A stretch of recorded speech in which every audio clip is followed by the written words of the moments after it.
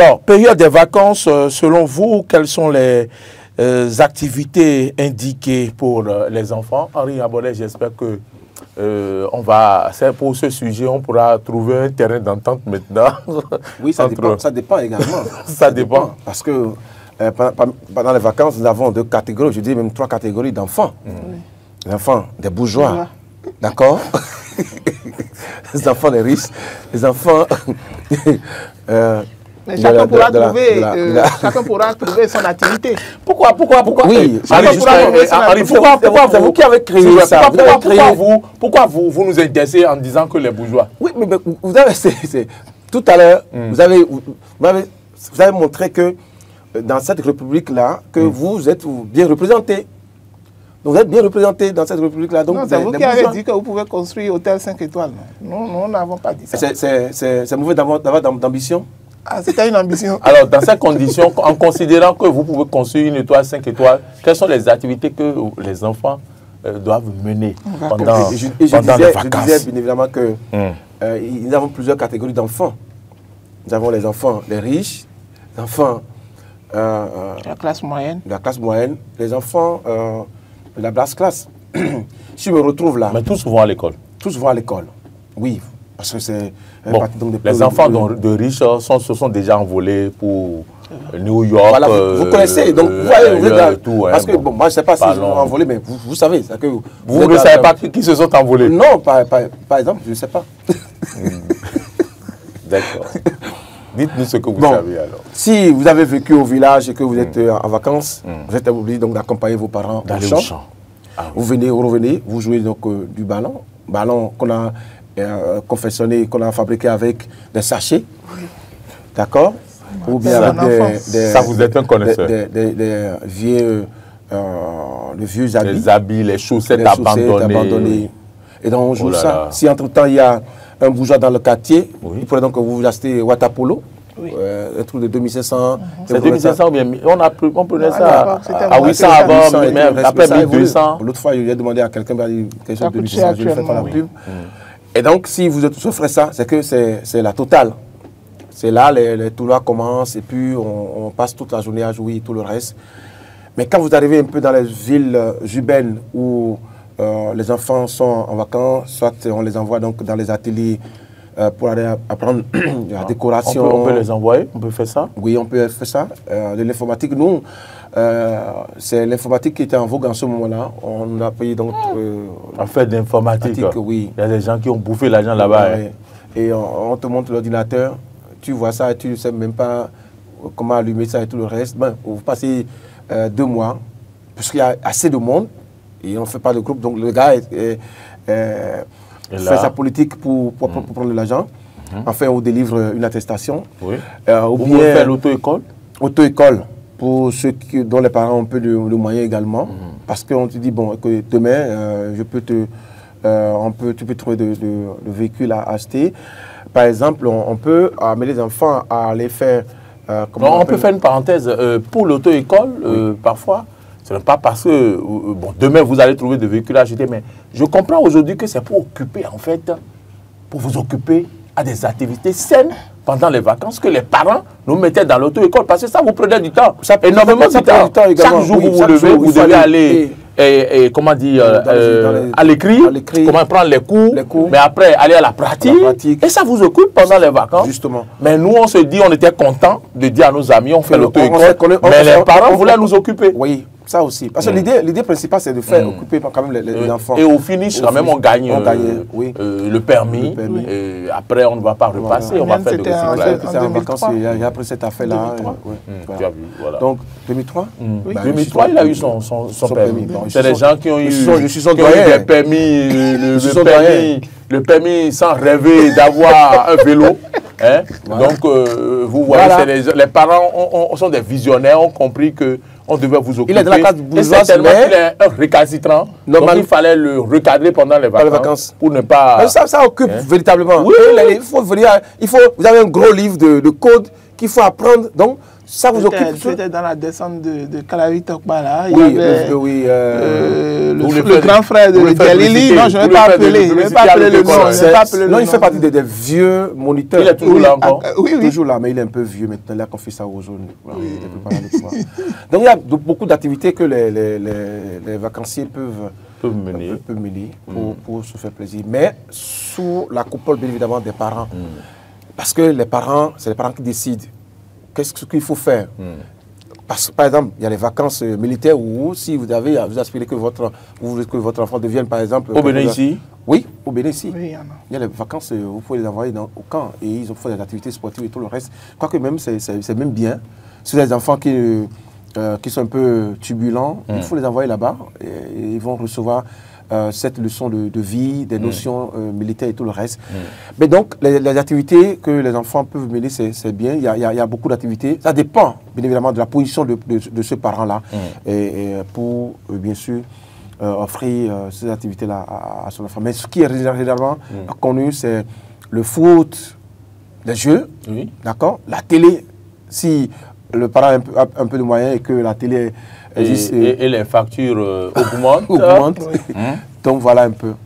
Et avant de donner la parole à Marc, je vais pouvoir lire la Bible que certains téléspectateurs ou internautes ont envoyée ici. J'appelle ça Bible parce que c'est suffisamment long. Il y a déjà... Henri est dedans. Ah bon, non. Oui, il y a déjà... Oui, bon, en tout cas, certains sont allés dans le sens de Henri. Non, lui-même, il a mis un commentaire dedans. Ah bon. Louis l'Espoir éternel Gongon-Yissou dit que la période de vacances pour les nantis, ou les moins nantis, d'accord, enfants voyagent. Les enfants voyagent vers leurs parents proches au village ou en ville. Voilà. Donc pour les nantis, on peut voyager hors du pays, mais pour les moins nantis, on voyage. On peut quitter la ville pour aller au village ou vice-versa. Ils font des jeux de loisirs, des promenades, des visites, des jeux, concours, la lecture, suivent les chaînes de télévision et suivent les cours de vacances. Alors, il y a même en telles vacances. En telles vacances. Bon, c'est pas tout le monde, la place est limitée. Oui, mais au moins, Eden TV a organisé ça. C'est une bonne occasion pour les enfants qui aspirent à devenir des mouriles primes. De passer ici pour apprendre. Oui, c'est ça aussi. Mais pour un pauvre, l'enfant est exploité pour pouvoir faire face aux charges financières de l'année prochaine, aux charges financières au quotidien. Et quand il parle comme ça, je me rappelle que pendant les vacances, il y a aussi des amis que j'avais qui devaient aller faire aide-maçon, qui devaient aller faire d'autres travaux, alors que moi, je jouais avec eux. Et quand ils partent, il n'y a plus il y a plus de jeunes avec qui j'allais jouer dans le quartier. À un moment donné, j'ai demandé à mes parents que moi aussi, je vais aller faire aide-maçon. Parce que moi-même, je veux être avec eux. Les parents ont refusé. Ce n'est pas forcément les enfants de pauvres qui le font. Aide-maçon, par exemple, si vous avez des ambitions pendant les vacances, vous pouvez le faire. Mais il y a des risques sur les chantiers. J'ai compris après. C'est après que j'ai compris pourquoi mes parents avaient refusé. Parce que tu peux recevoir des briques sur la tête. Surtout quand on a monté le mur et tout ça. Et certains, ils ont dit que certains sont au marché, dans les boutiques, dans les rues, pour vendre. D'autres sont au champ, comme vous l'avez dit Henri, ou sont envoyés au Nigeria pour des travaux qu'ils ne devraient pas exécuter. En bref, l'enfant pauvre est utilisé pendant les vacances pour se faire de l'argent afin de pouvoir faire face aux charges financières l'année prochaine. Donc, il n'a pas la même chance qu'un enfant de riche. Bonjour. Téléspectateurs ou auditeurs en ligne, bonjour. Bonjour, cher monsieur. Bonjour. Merci de vous présenter. Évariste Akunezi de Tango. Toujours le plus fidèle des fidèles, monsieur Évariste de Tango. Comment allez-vous? Ça va bien, monsieur Maurice. Très bien, vous avez la parole. Ok. Par rapport avant d'aller au sujet, comme d'habitude, je dis encore une fois bonjour aux débatteurs. Oui, c'était Laura et Omar. Oui, aujourd'hui c'est... Ils ont chauffé le plateau. Aujourd'hui c'est marqué. Henri. Et Henri.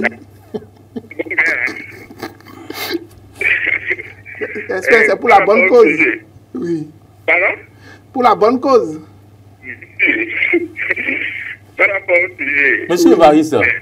Je pense qu'aujourd'hui, il y a beaucoup d'activités que les jeunes et enfants peuvent faire pendant les vacances. Le conseil est de ne pas laisser les enfants vagabonder tout au long pendant la période de vacances. Voilà. Parce qu'en notre temps... Oh là là. Vous savez que j'avais envie quand même de prendre son avis sur le sujet pour voir. Non, si, quand même, il va vous dire que ce qui sera fait là, il n'y a pas. Donc, vous connaissez son avis déjà. Vous connaissez son avis déjà. Regardez Henri. Alors, hier, Henri, on constate que vous avez réagi un peu sur Facebook avec quelques, en tout cas très structurés, activités éducatives et culturelles, ateliers créatifs, lectures et ateliers autour du livre, théâtre et marionnettes, informatique et robotique même, ateliers de langue, visites culturelles et excursions. Ça, il faut avoir les moyens. Ça, c'est pour les enfants de riches. Hein. Cuisine et pâtisserie, activités sportives et de plein air, natation, sport collectif, football, basketball, volleyball, jeux de plein air, jardinage, oui, activités nautiques, et si possible, jeux de société. Vous avez abordé tous ces aspects. Je dis Marc, je me retourne vers vous. Voilà un peu les réactions. Qu'est-ce que cela vous inspire? Oui, c'est vrai que... Bonjour, je m'excuse. Bonjour, auditeurs, auditrices ou téléspectateurs en ligne. Bonjour. Bonjour, le plateau. Bonjour, monsieur. Comment allez-vous? Bien, grâce à Dieu. Un plaisir de vous recevoir. À qui avons l'honneur? Pierre Vitou de Vacon. Monsieur Vitou de Vacon, comment se portent les... On dit Vaconais ou bien Vaconois? On peut dire Vaconois. Vaconois, d'accord. Comment se portent les Vaconois? Ils se portent à merveille. Et l'école primaire publique qui est à gauche là, c'est l'école de Vacon, ça? Oui. On est en train de faire le boulot par là maintenant. Hein. Oui, super. Ils n'ont pas achevé? Ils sont encore en train de faire le carrefour actuellement. Ah, d'accord.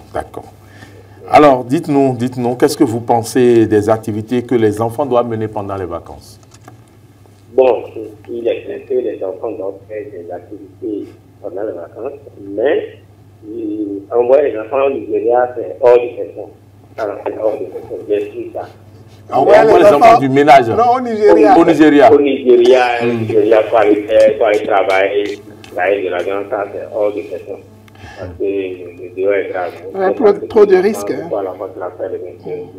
On ne vous entend pas superbement bien. J'ai dit que envoyer les enfants au Nigeria, il est hors de question. Car on ne sait pas ce que l'enfant ira faire là-bas, dans quelles conditions il va dormir, et tout. Donc, ce n'est pas la peine. C'est surtout, les enfants des riches et les enfants des pauvres ne pourront jamais avoir les mêmes chances. Seulement, quand on a les moyens, on pense vraiment trop d'orienter les enfants au point où ils deviennent même étudiés, même à la limite bêtes. Oui. Néanmoins, pendant les vacances, pour moi, il y a des activités comme la couture, la coiffure, pourquoi pas la maçonnerie, que les enfants peuvent faire. Ça va leur donner un plus. Parce qu'aujourd'hui, vous avez le gros diplôme et vous êtes là où à dire que vous n'avez rien à faire. Pendant ce temps, le petit qui a à faire, en même temps qu'il étudiait. Il commence à gagner sa vie. Voilà, il commence à gagner sa vie. Vous êtes là avec votre gros diplôme. Si vous ne savez pas faire, il va construire sa belle maison avant vous. Moi, je propose même que pendant même le cursus scolaire, que l'enfant, pendant même le cursus scolaire, apprenne, choisisse un métier qui peut apprendre pendant les congés, il fait, pendant les vacances, il fait, pendant les congés, il fait, à la fin, il va sécuriser son diplôme, en plus du diplôme académique qu'il prépare, et enfin, des comptes, s'il n'a pas encore trouvé du travail avec son gros diplôme académique, il peut déjà faire des petits trucs et gagner un peu d'argent. Très belle proposition. Ça, c'est maintenant parce qu'il y a trop de diplômés sans emploi pendant ce temps. Le petit qui a fait ça, parce qu'il a fait la menuiserie, qui a fait la couture, lui, il s'installe. Vous voyez, donc c'est normal que pendant les vacances, on amène les enfants dans un atelier quelque part où il va apprendre quelque chose pour, sinon c'est coup de vacances, l'année reprend encore, il reprend les mêmes traits et finalement les diplômes pour ne rien faire. Voilà mon avis sur la question.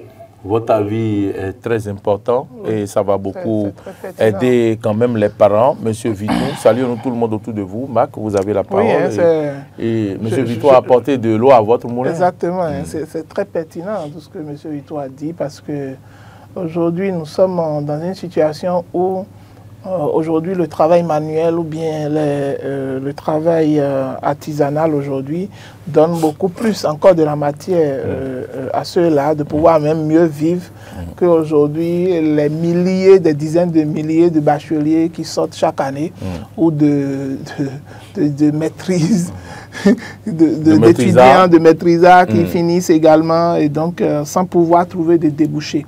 Et donc, il faut que ces vacances-là soient des occasions, d'accord, pour les parents d'initier leurs enfants à d'autres activités. En tenant compte également des passions des enfants. Si par exemple, votre enfant est un passionné de football, par exemple, et que vous savez qu'il y a des camps de formation en football pendant les vacances, vous pouvez les orienter. Il y a quelqu'un en ligne? Pour recevoir la personne, Marc. Oui, bonjour. Oui, bon. Ah, Évariste. Ah, ok, vous revenez. Oui. Ok, merci beaucoup, monsieur Évariste. Allez-y, allez-y. Bon, je pense que M. Victoire dit l'essentiel de ce que je voulais dire. Sinon, en son temps, nous, on n'avait pas compris, nos parents n'avaient pas compris. Nous, on faisait les jeux de FIBA pendant les vacances, les jeux de Scrabble. Dommage que nous, on n'a pas pu avoir des compétitions pour pouvoir en profiter, en gagner quelque chose. Mais autant de jeunes, aujourd'hui, de nos jours, nous avons beaucoup d'activités qui s'offrent à nous. L'essentiel de ne pas laisser les enfants divaguer pendant les vacances et reprendre encore tant qu'on apprend. Oui. Ça profite beaucoup aux parents et à l'enfant aussi. C'est ce que moi j'ai pu continuellement. Merci beaucoup, M. Évariste, qui est revenu quand même partager son avis avec nous. Mais faut-il, j'avais une question, bon, je vous laisse aller au bout d'abord. Sinon, faut-il envoyer les enfants en vacances? Parce que je pose cette question parce que parfois les enfants, parce qu'ils sont allés en vacances, reviennent avec des grossesses et les parents ne le savent même pas. Oui, bon, c'est relatif parce que, vous savez, ça dépend de chaque parent. Vous devez envoyer, je dis, ce n'est pas forcément une obligation d'envoyer les enfants en vacances. Parce que il faut que vous déterminez d'abord, d'accord, pour voir là où je vais envoyer mon enfant, dans quelles conditions il va rester. Est-ce qu'il va bénéficier du même encadrement que nous, parents, aujourd'hui, nous arrivons à lui donner à la maison? Est-ce qu'il aura ce même encadrement là-bas? Est-ce que les amis qu'il a rencontrés là-bas, les cousins, ou bien les membres de la famille qu'il a rencontrés là-bas, seront encore des talons d'Achille pour l'éducation que les parents ont toujours donnée à ces enfants-là? Parce que l'environnement, ça peut corrompre. Les fréquentations, ça peut corrompre. Et que peut-être ces enfants-là, là où ils vont développer des traits de caractère, des vices que les parents n'ont jamais su cadrer, d'accord? Et lorsque vous envoyez vos enfants là-bas, c'est qu'ils vont finalement, au bout de ces quelques mois-là, copier quelque part de ces enfants qui vont essayer de... Mais le temps qu'ils ne reviennent vers vous pour que vous les recadrez, peut-être c'est déjà trop tard. En les sortant et en les faisant aller à des endroits qu'ils ne doivent pas aller, en allant faire des fréquentations qu'ils ne doivent pas faire, c'est dans ces sorties-là qu'ils tombent dans les panneaux. Et vous, en étant ici, vous ne vous en rendez pas compte. Le temps de vous en rendre compte, c'est déjà trop tard. Ou parfois, on ira même peut-être violer votre enfant, on ira apprendre à votre enfant à consommer du cannabis ou à consommer de la cigarette, de l'alcool. Et donc, c'est à chaque parent de pouvoir déterminer là où il envoie son enfant, est-ce que c'est vraiment bénéfique? Si c'est même vers vos propres parents, votre papa ou votre maman, par exemple, il faut que vous arriviez à déterminer, est-ce qu'ils ont assez de temps, effectivement, pour l'observer, pour le suivre? Est-ce qu'il y a quelqu'un en ligne? Bonjour. Oui, bonjour, monsieur. Bonjour, Ayolou Lucien. Bonjour, monsieur Ayolou. Comment allez-vous? Ça va bien. D'accord. Vous nous suivez? Oui, je vous suis. Est-ce que vous me suivez aussi? Oui, 7 sur 5. Ok. Permettez-moi, tout à l'heure, vous entraînez Harry Amoré. Je ne suis pas tellement d'accord. Puisque, vous savez, on ne peut pas construire le pays sans les canards voitures. Et moi, personnellement, je ne sais pas combien ça va coûter au gouvernement d'accompagner les gens et sans état d'âme. Non, ils ont prévu de les accompagner. C'est prévu. De quelle manière? C'est là où ça pose problème. Est-ce que vous savez que jusqu'à présent, les gens continuent toujours de porter les séquelles des déguerpissements sauvages? Oui. Hein? Quand vous dites que Cotonou n'est plus pour tout le monde, mais ceux qui étaient là avant l'avènement du régime, ils vont partir forcés parce que le régime de Patrice Talon est arrivé? Non. On a des ambitions aujourd'hui. On a des ambitions, mais on ne peut pas, ça les citoyens, on ne peut pas avoir des ambitions pour détruire tout le monde. Peut-on faire d'omelette sans casser les œufs, monsieur? Je vais vous donner un simple cas. Hein? Le cas des logements sociaux. Est-ce que vous faites un tout là pour voir le rang social des gens qui sont là-bas? Est-ce que c'est pour les citoyens lambda comme moi? C'est des choses qu'il faut voir. On parle de social. Il est vrai que social, moi, je pense que c'est pour régler le problème foncier, mais pas pour le social. Puisque là-bas, c'est les bourgeois, les ministres, les députés. Et pourtant, on nous parle de social. Il faut vous revoir ces choses. Et revenons au cas de l'impôt de Cali. De nos enfants. Oui. Donc, monsieur Haroun Lycée, oui, donc vous soutenez Henri Abonnet? Oui, il a dit à l'entame. Donc vous avez soutenu Henri Abonnet? Bien sûr, puisqu'il est pour le social, il est dans une série de misère. Attends, il sait de quoi je parle. Donc, à cause du social, on ne doit plus développer la route des pêches pour le tourisme. On doit laisser les choses en l'état. On peut le faire, mais accompagner pour que les réformes soient bien sûr. Il faut accompagner. Oui, mais l'État a dit qu'il va accompagner. Attendons d'abord. L'État n'accompagne pas bien l'État. Quand on déclare une zone d'utilité publique, à combien on achète le mètre carré chez les gens? C'est ça. Donc, il vaut mieux quitter cette zone avant que ça ne soit déclaré d'utilité publique, alors. Les gens sont là avant qu'on déclare la zone d'utilité publique, non? Non, mais pour la route des pêches, c'est pas le cas. Monsieur Ayerou, vous taquine. Merci beaucoup pour quand même votre point de vue sur le sujet. D'accord, on va vous laisser réagir maintenant sur les vacances, les activités amenées par les autres. Il faut éviter les activités à risque. Voilà. Ça dépend du rang social et les fréquentations. C'est très important, vous en parlez tout à l'heure. C'est très important. Les activités à risque, pour nous qui n'avons pas les moyens, ne permettons pas à nos enfants d'avoir des bagues, des choses à vendre, fréquenter les chantiers, tout ça là. Vous imaginez ce que je dis déjà? Les chantiers avec les petits maçons là. Non. Il faut éviter ces choses. Et surtout les fréquentations. Et moi, je ne souhaite pas, et surtout les vacances, le déplacement des enfants vers les parents. Non, il faut commencer par éviter ces choses. Puisque c'est des choses à grand risque. Merci. Haroun Lycée, merci beaucoup pour votre fidélité. Merci de continuer par nous suivre. Et c'est le moment aussi de remercier tous ceux qui nous suivent sur la radio et qui restent accrochés à la radio. On a une pensée pour le Saint Paysan, Monsieur Tozé, c'est ça, le Saint Paysan. Ça fait quand même quelques jours qu'il ne nous a pas appelé ici. Henri, vous étiez en train de... Vous avez posé une question. J'ai parlé de grossesse, oui. Parce que vous savez ce qui se passe. On envoie les enfants en vacances et l'enfant revient même avec une grossesse et les parents ne savent pas. Et c'est au cours de l'année scolaire qu'on découvre. Vous savez quoi? Moi, je peux compter le nombre de fois. Mais la question, faut-il envoyer les enfants en vacances, c'est des parents ou pas? Et Baka a été clair, si c'est pour envoyer votre enfant chez un parent qui n'est jamais présent à la maison, par exemple, qui ne peut pas s'occuper des enfants, et que les enfants ne peuvent pas rester dans les mêmes conditions que vous, avec la même rigueur éducative, si je peux le dire, comme vous, faut-il le faire quand même? Non, il ne faut pas le faire. Il ne faut pas le faire pour le faire. Très souvent, qu'est-ce qu'on observe? Il faut peut-être dire la vérité.